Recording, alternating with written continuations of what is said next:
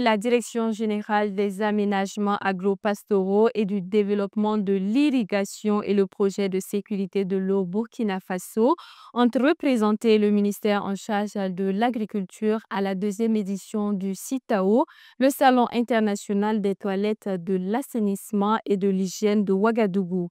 Les deux structures ont présenté leur domaine d'intervention aux participants.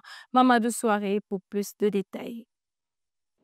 Le département en charge de l'agriculture, partenaire de la deuxième édition du CITAO, est présent à la foire d'exposition à travers la Direction générale des aménagements agro-pastoraux et du développement de l'irrigation d'Egadi.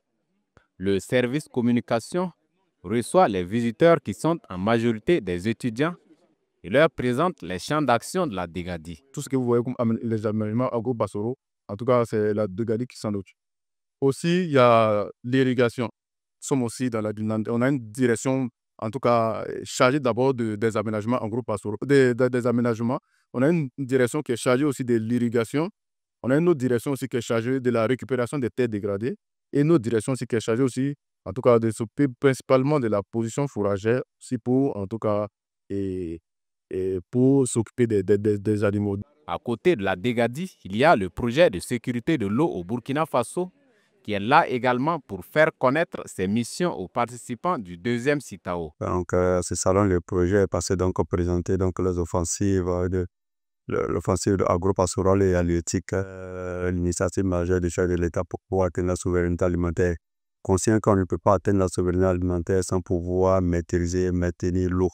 Donc aujourd'hui, le PSA présenté donc les initiatives donc, en matière donc, de réhabilitation, de réalisation donc, de barrages et aussi en matière donc, de réalisation donc, des périmètres irrigués et l'empoisonnement.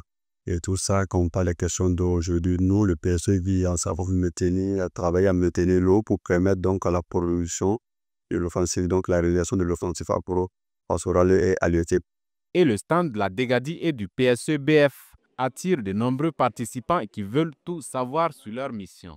L'engouement est bien visible. Oui, le stand est beaucoup visité. Vous voyez, présentement encore, chaque fois, il y a des étudiants qui viennent, il y a d'autres visiteurs de plusieurs profils qui viennent regarder, demander ce que nous faisons réellement au niveau, en tout cas, de ce stand. Qu'est-ce que nous présentons?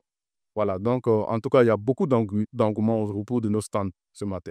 Voilà. Donc, vous voyez vraiment les objectifs de l'offensive agro-pastorale aussi. Voilà, donc, on a présenté tout ça ici.